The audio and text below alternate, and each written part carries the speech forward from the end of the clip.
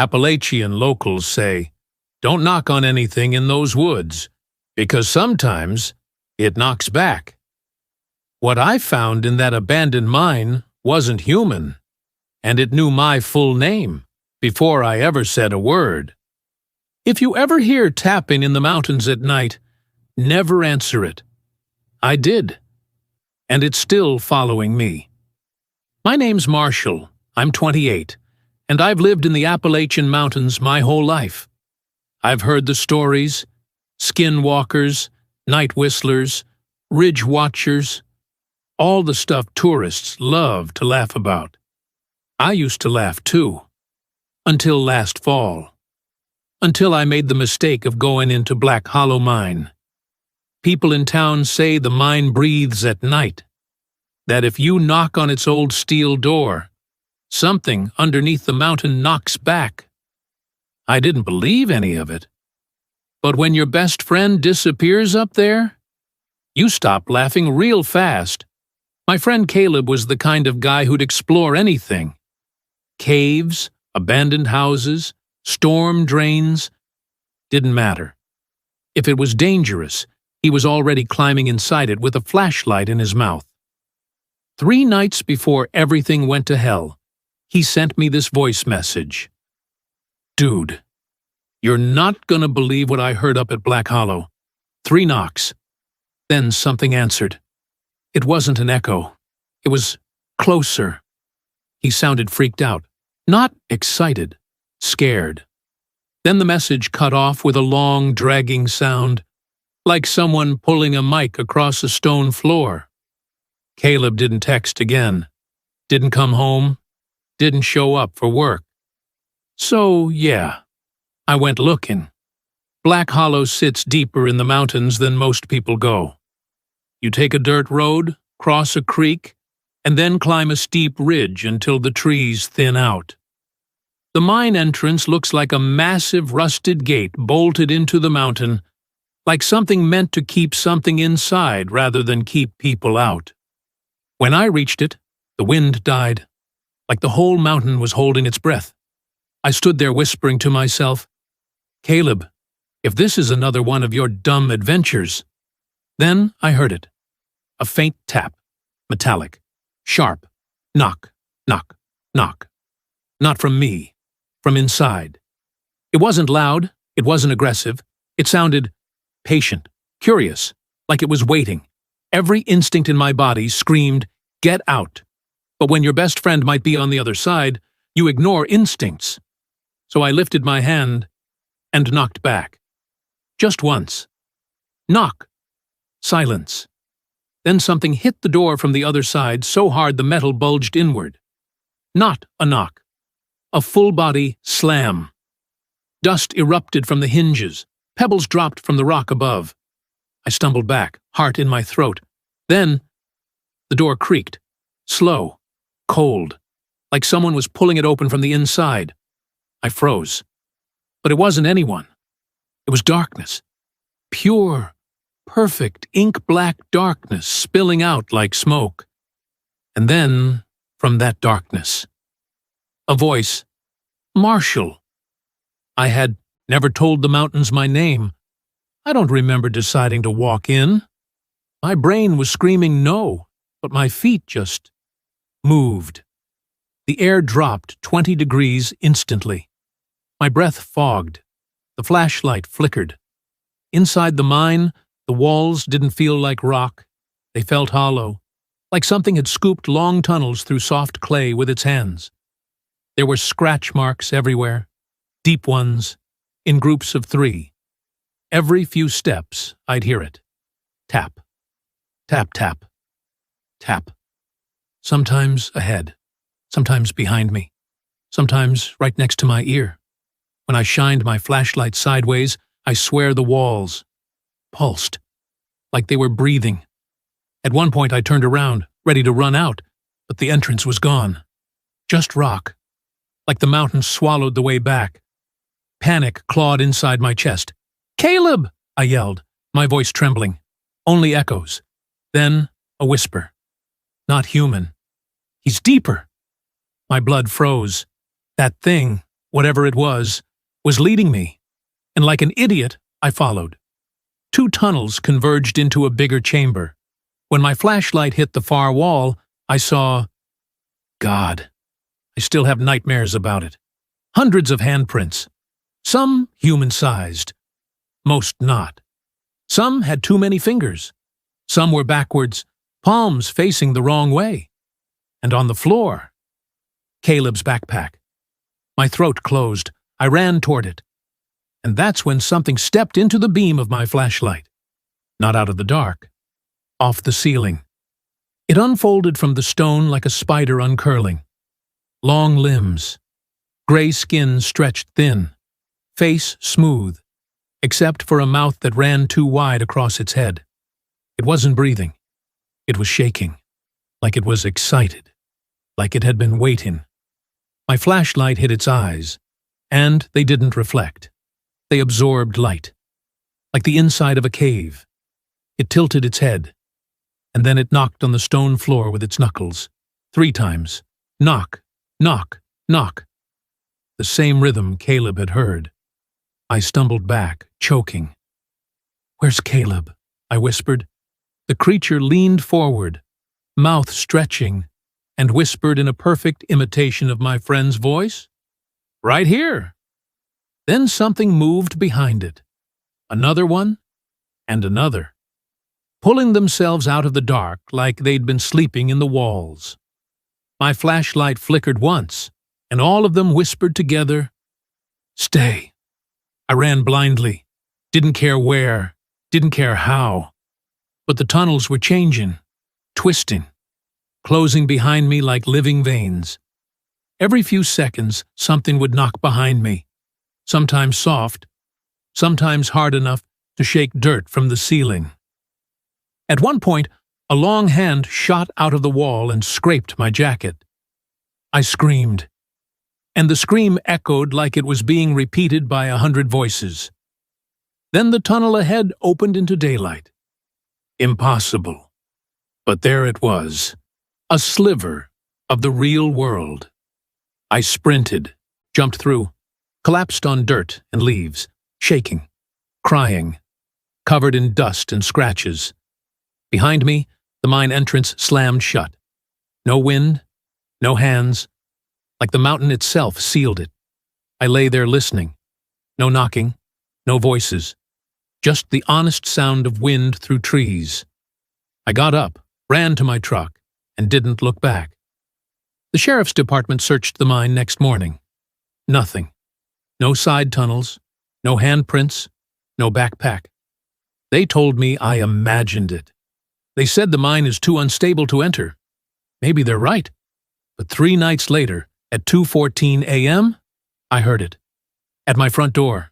Knock, knock, knock. Same rhythm, same patience, same invitation.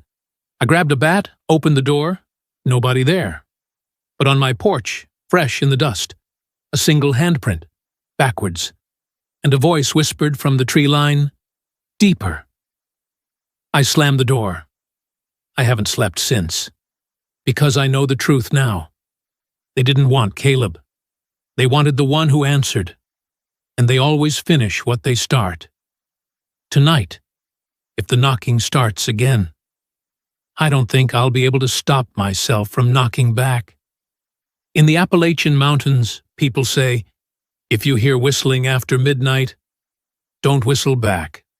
I did, and I swear the thing that answered wasn't human. Cold Creek Road has one rule. Never stop your car, no matter who's standing in the road, especially if they're smiling. The whistler doesn't chase you. He just waits until you look for him. My name's Evan. I'm from North Carolina, born and raised deep in the Appalachian foothills. Look, folks out here have all kinds of weird stories. Shadow people, night hags, things in the trees, old spirits, cursed wells, you name it. But there's one story people don't even laugh about. They don't joke. They don't wink. They don't tell it to scare kids, because everyone here knows it's real. They call him the Whistler, and last winter, I met him. Cold Creek Road is one of those blink and you'll miss it mountain back roads. One lane, no lights, just woods so dense they swallow your headlights whole. Before you turn onto it, there's an old wooden sign nailed to a post. It says, "Don't stop, don't look, don't listen." Every local knows the rule. If you hear whistling on that road after midnight, keep driving. Don't tap the brakes. Don't roll the window down. Don't check your mirrors. Just go. So naturally, I broke every rule. It was late, around 12:40 a.m. I was driving back from my cousin's place, dead tired, blasting old country music and sipping cold gas station coffee. I wasn't even thinking when I turned onto Cold Creek Road. A mile in, my radio started crackling. Not static, like someone breathing into the speakers. Then the breath turned into a tune. A slow, lazy whistle. A melody I didn't recognize, but somehow knew wasn't meant for me. I smacked the radio, thinking it was broken. It wasn't the radio. The whistling was coming from the trees. I rolled down my window, because apparently I have the survival instincts of a potato, and the sound hit me clear as day. Someone was whistling the tune right next to my car and keeping perfect pace with me at 40 miles an hour. "Hell no," I muttered, rolling the window back up. The whistling stopped. Or at least, I thought it did. I drove another mile and finally checked my rearview mirror. Big mistake. There was a silhouette standing in the middle of the road behind me. Tall, skinny, head tilted like he was listening for something. I couldn't see a face, just a stretched black outline against the dim moonlight. The moment I looked at it, it smiled. I swear to God, my whole body went cold. That's when I remembered the sign. Don't look. Too late. The thing lifted its hand and started motioning me back. Slow, steady. "Come here," gestures. I floored it. Trees flew past me in a blur. My heart hammered against my ribs so hard it hurt. But even with the windows up, the engine roaring, and the radio blasting static, I heard it again, that whistle. Except now, it wasn't pacing me. It was ahead of me, inside the road, like it was coming from everywhere at once. Then a shadow moved across the road up ahead. Just a flicker, like someone stepping behind a tree. I leaned forward, gripping the steering wheel. The whistle got louder, higher, faster. Like whoever it belonged to was excited, like I was getting close. The trees parted for a split second, and I saw him. The same tall figure, standing on a rock ledge, looking down at my car, still smiling, still whistling. I tried to speed up. I really did. But right as I hit the deepest part of the road, my engine died. No sputter, no warning, just complete silence. The kind of silence that hurts your ears. My headlights flickered off. Darkness swallowed everything. "Come on, man." "Not now," I whispered, turning the key. Nothing. Then I heard leaves crunching right behind my car. Slow, deliberate. Steps. I froze. Didn't breathe. Didn't blink. The steps stopped at my trunk. And then I heard it. That same whistle. But this time, it was soft, right against the glass. Like the thing was leaning over the back of my car, whistling into it. I didn't dare look in the mirror. Didn't dare breathe. Then a voice whispered, low and scratchy, "Saw you lookin', so I came." My blood turned to ice. My hand shook as I reached for the ignition again. But before I could turn the key, tap, tap, tap, on my driver's side window. 3 knocks. Slow, patient, just like it was enjoying the moment. I kept staring straight ahead, tears running down my face. Another knock, harder, then another. right behind my ear like a fingernail dragging across the glass. And then a tiny giggle, high-pitched, excited, childlike. I don't care how tough you think you are. You hear something inhuman giggle outside your car window in pitch-black mountain woods. You will cry, too. Suddenly, headlights flooded the woods. A truck pulled up behind me, tires skidding on gravel. An older man jumped out, holding a lantern and a shotgun. He didn't even look at me. He stared at the woods. Hard. "Get out the car, son. Slow," he said quietly. "Don't look behind you. Don't say a word. And whatever you do, don't listen." I opened my door, legs shaking so bad I almost fell. Something in the woods whistled again. But this time, it sounded angry. The old man grabbed my jacket and yanked me toward his truck. The whistle got louder, closer, sharper. Branches snapped. Trees shook. Something was coming through the dark at full speed. "Hurry!" he roared, shoving me into his truck. Right as he slammed the door, a long, pale hand slapped the side of my car. Fingers too long, joints bending the wrong way, smacking the metal like it was testing it. The old man didn't wait. He floored his truck, and we tore down the road. Behind us, the whistle rose into a shriek. Something slammed into the back of the truck, hard, but didn't stop us. Couldn't stop us. Not on that blessed gravel. Not with lights. Not with noise. The whistler hates both. When we finally reached town, the old man cut the engine and lit a cigarette with shaking hands. "That thing saw you," he said, "and once the whistler sees you, he tries to keep you." I swallowed, voice cracking. What the hell is he?" The old man took a long drag. "Something that ain't died and ain't livin'." His eyes drifted back toward the mountains. "He waits for folks who get curious, or lonely, or stupid." He glared at me. "You listened. You looked. You gave him an opening." My heart sank. "So, I'm safe now?" The old man didn't answer. He just sighed. "Son, he don't stop following just 'cause you left the road." That night, at 2:17 a.m., I woke up to a sound outside my bedroom window. Soft, slow, patient, whistling. The exact same melody. I froze, pulled the blankets over my face, didn't move an inch. Then something whispered in a thin, mocking voice. "Saw you looking." A faint tapping on the glass. "So I came again." I didn't scream. I couldn't. Because from my closet, from the dark, deep inside the house, another whistle answered back. A different one, lower, older, hungrier. There's more than one of them. And now, they both know where I live. But that's a story for another night. You ever hear a story that crawls under your skin so bad you swear something's breathing behind you? Yeah, this one's like that. And if you're listening alone right now, don't look out your window. People in the Appalachian Mountains got a way of minding their own damn business.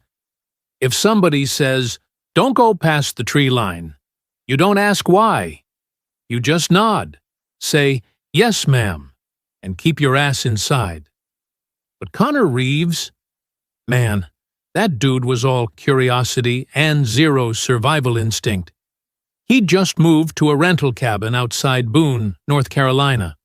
One of those old wooden places that looks cute in pictures but smells like wet leaves and ghost breath in real life. He was working remote, trying to find himself. Whatever that means when you're 27 and broke. Anyway, right behind the cabin was a narrow trail leading straight into the woods. Locals warned him about it. Old guy at the gas station said, "Son, after dark, that tree line don't stay still." Lady at the diner told him, "If you hear someone call your name out there, it ain't someone." Of course, Connor laughed it off. City boys think everything's a prank until something touches them. Around 1 a.m., Connor heard something tapping on the back wall. Not knocking, more like clicking. He told himself it was a branch snapping in the wind, but the wind wasn't blowing. When he checked outside with his flashlight, the woods were dead silent. Too silent, like the whole forest was holding its breath. Then he saw it. Not clearly, not fully, just something standing between the trees. Tall, skinny, twisted like someone stretched a human shadow too far. And when the beam hit it, it didn't move, didn't run, didn't blink. Just stared, even though it had no damn eyes. Connor backed inside so fast he almost fell. Bro tried convincing himself it was a deer, a tree, a sleep-deprived hallucination. Whatever. So he did what dumb people in horror movies do. He went deeper into the woods to check it out. Genius move. He followed the trail behind the cabin, phone out, recording like he was some Nat Geo explorer. The deeper he went, the weirder it got. Birds stopped chirping. Air got colder. Trees leaned in like they were eavesdropping. Then he found something. A ring of stones. Not smooth creek rocks. These were carved, etched, marked with symbols that looked like someone tried drawing runes while their hands were shaking.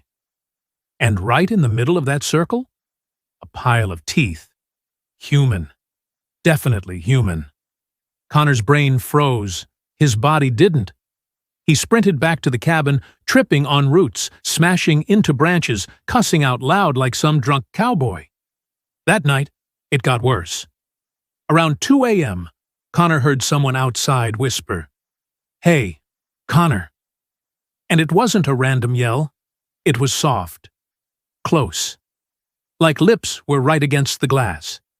He grabbed a kitchen knife, the dullest, most useless knife you've ever seen, and tiptoed to the window. The curtains moved, not from wind, from fingers pushing underneath. He froze, knife shaking in his hand. Then, whatever it was, said again, "You found my teeth." Connor didn't even scream. His voice got stuck in his throat like a fist. He backed up slowly and stepped on a creaky board. Everything went quiet. Completely. Almost like the world paused. Then, scratch. A long, slow scrape across the window. He bolted into the bedroom and barricaded the door with a dresser, a chair, and his own panic. It was dead silent for a while. Then came the knocking. Not on the door, not on the window, but on the damn roof. 3 heavy thuds. Thump, thump, thump, like something big had climbed up there. Connor forced himself not to scream. He just covered his mouth and prayed the mountain folks were wrong, that the thing didn't call your name to lure you out.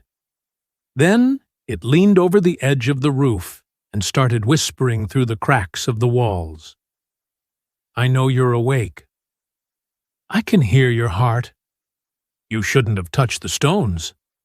Connor said later it didn't sound human anymore.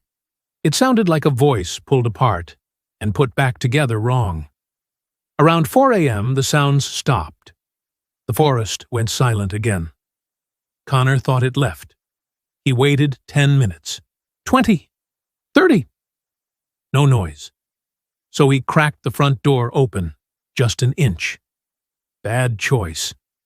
The thing was standing right there, pressed against the frame like it had been waiting the whole damn time. Connor didn't think. He ran, barefoot, no jacket, no flashlight. He just sprinted down the dirt road with whatever chased him crawling behind. Yes, crawling, like its limbs were bending the wrong way. Connor swore it was laughing. Not loud, not wild, just amused, like a predator playing with dinner. He didn't stop until he reached the gas station from earlier.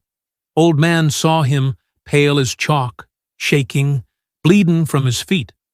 The old guy didn't ask what happened, didn't look surprised. He just sighed and said, "Boy, I told you the tree line don't stay still." Connor packed his crap that morning and got the hell out of the Appalachians. But he claimed one thing to every person he told. That night, when he was running, he heard the creature whisper one last line, right before it let him go. "You can leave, but you can't outrun me." And he swears sometimes, even now, in random places. He hears tapping on the walls. But here's the creepy part. What Connor saw. Locals say it ain't the only thing in those woods. Some swear there's something way older, living just past where the trail splits left. Something that doesn't whisper your name. It sings it. If you ever find yourself driving through the Appalachian Mountains past midnight, and you see a man standing on the side of the road, no matter how slow he waves you down, don't stop. Because the people who stopped, they were never stopping for a man. And the thing they picked up wasn't human. When I was 19, I worked nights at a grocery store off Highway 52, up in the Appalachian foothills.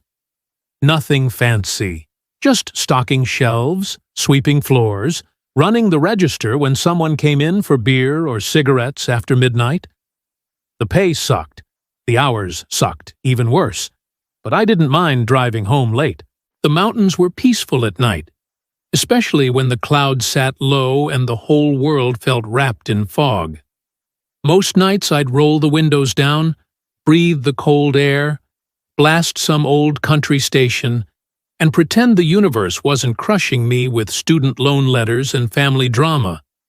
But one night, the mountains weren't peaceful. They were watching.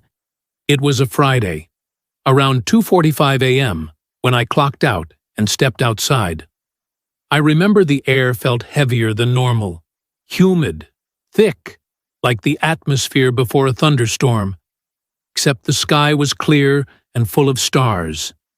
I got into my rusty Silverado, turned the key twice, hit the dash to get the radio working, and finally pulled onto the empty road.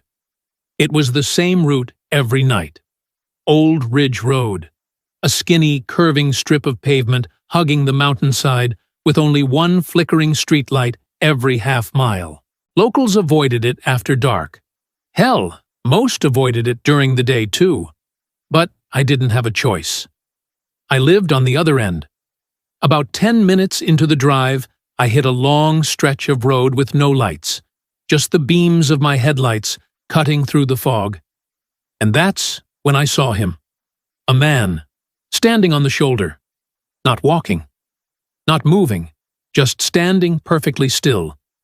His head was tilted slightly, like he was trying to listen for something in the woods. His clothes looked wrong. Not old, not dirty, just off, like they didn't fit him right. I slowed down out of instinct, rolling past him at maybe 10 miles per hour. He didn't look at me, didn't wave, didn't react. But as soon as I passed him, I swear to God, my radio cut out. Just silence. Dead silence. And then, "Don't stop." A whisper, a woman's whisper, trembling, desperate, coming through the speakers even though the radio was off. I slammed my hand against the buttons, but the radio stayed dead. When I looked in the rearview mirror, the man was gone, like he vanished into thin air. I pressed the gas and got out of there fast. My heart was pounding so loud I could feel it in my teeth. By the time I reached my driveway, my hands were shaking so hard I could barely lock my door. I didn't sleep that night. The next night, I begged my manager to let me leave early. She laughed and said, "Hell no, kid, you're closing tonight." So at 2:52 a.m., I was back in the parking lot again. This time, I didn't roll the windows down, didn't turn the radio on, didn't look anywhere except the damn road. I hit Old Ridge Road, and everything seemed normal at first. But then I noticed something strange. The The fog was only on my side of the road, not ahead, not behind, just around my truck, like it was following me. I tried not to look in the mirrors, but you know how the human brain is. When you tell yourself don't look, your eyes twitch like a dog on a leash. 5 minutes in, I cracked. I glanced at the side mirror and instantly wished I hadn't. Because there he was, that man. But this time, he wasn't standing on the side of the road. He was walking behind my truck, walking at the same speed, matching me step for step. I floored the gas. The truck jumped to 40 miles per hour, then 50, then 60. But when I checked the mirror again, he was still there, walking, perfectly in stride, not running, not breathing hard, just walking. I screamed, swerved the truck, nearly slid off the mountain, and forced myself not to look again. When I finally made it home, I ran inside, slammed the door, locked every window, and sat on the floor shaking. Something hadn't just followed me, it had matched me, step for step, mile for mile, like it had been waiting for me. By morning, I was done pretending it was stress or lack of sleep. I drove into town and headed straight for the one person everyone said knew the mountains better than anyone. Old Man Harlan. He was pushing 80, missing half his teeth, lived in a trailer with shotgun shells lining the porch railings, and had a reputation for knowing things he shouldn't know. When I told him what I saw, he didn't laugh, didn't call me crazy, didn't even blink. He just stared at me and said, "Boy, you done looked at it." I swallowed hard.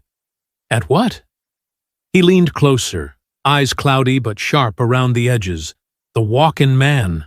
I waited for him to explain, but he didn't. He just lit a cigarette and nodded toward the mountains. "Folks think the Appalachians are empty. Ain't true. These mountains, they're loud. You just don't hear 'em, 'cause they don't want you to."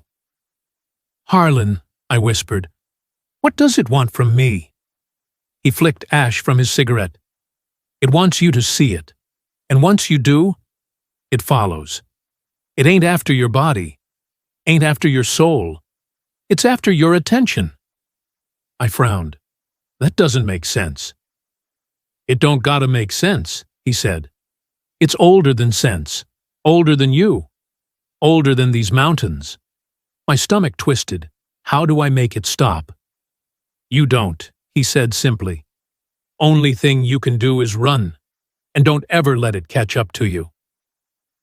I left his trailer with more fear than answers. 3 nights passed without incident. Then came the 4th. I was lying in bed around 3:10 a.m., half asleep, when I heard it tap, tap, tap on my bedroom window. My heart froze. My house is 1 story. My window is 5 feet off the ground. No one should have been tapping it. The tapping stopped.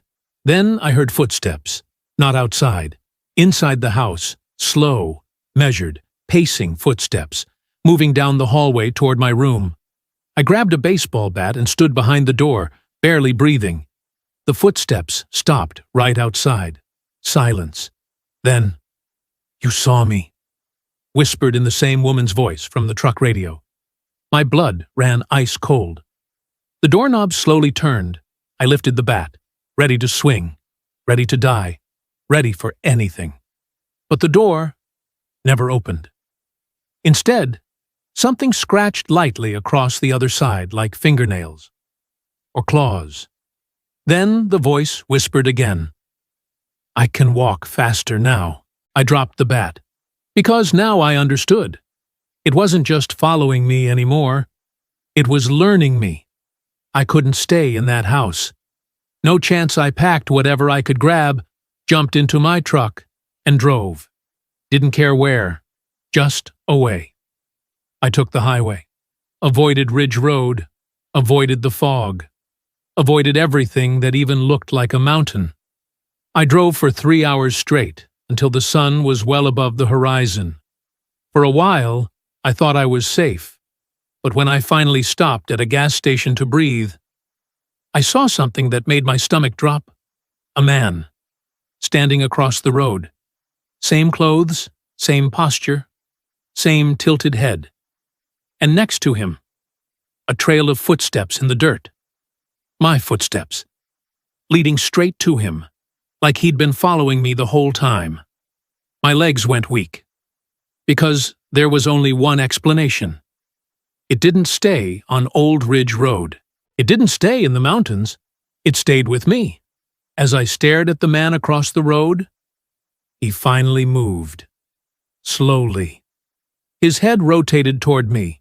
Not turned, not tilted, but rotated, like someone twisting a wet rag. His mouth opened, stretching too wide, too far, and a low, crackling whisper crawled out. You ran far. But the mountains run farther. Before I could blink, he stepped forward, and my phone buzzed, a single text, from an unknown number. He's not the only one walking. And from the woods behind the gas station, I heard another set of footsteps, closer, faster, hungrier. If you made it this far, you're brave. But don't get too comfortable. The shadows aren't done with you yet. Subscribe before the next whisper finds you.